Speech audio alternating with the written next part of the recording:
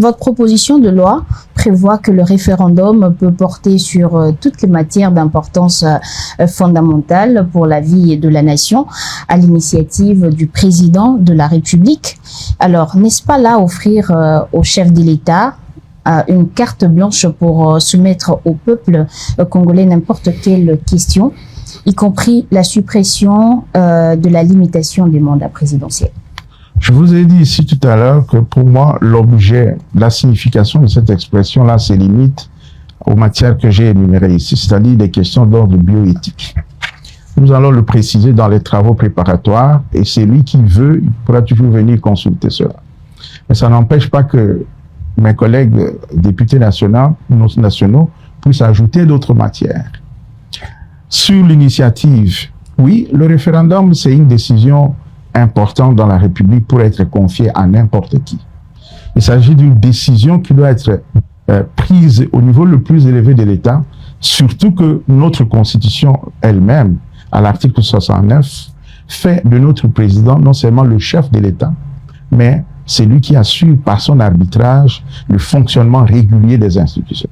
Donc il est le mieux placé parmi nous les représentants, pour pouvoir estimer qu'une telle question est d'importance fondamentale et que pour décider là-dessus, il convient de consulter le peuple.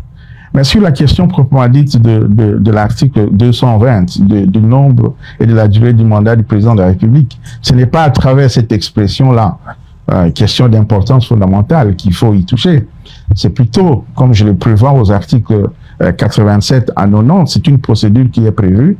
Le jour où, comme je viens de le dire, la nation estimera que les matières qu'on a sanctuarisées à l'article 220 peuvent être modifiées, soit en les supprimant, soit en les augmentant, ce jour-là, je prévois effectivement que dans cette hypothèse-là, il y ait un certain nombre de conditions qui soient remplies et qu'il y ait un mécanisme qui permette au peuple lui-même de s'exprimer, plutôt que nous les représentants. Mais quel mécanisme qui empêche l'usage abusif de ces référendums? Y a-t-il Toutes les règles de droit peuvent être utilisées dans un bon comme dans un mauvais sens.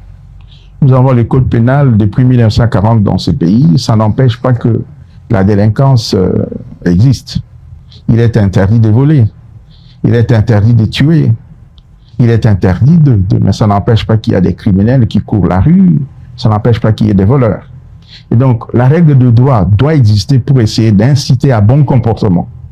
Mais elle ne garantit pas pour autant que les bons citoyens vont les respecter, évidemment, que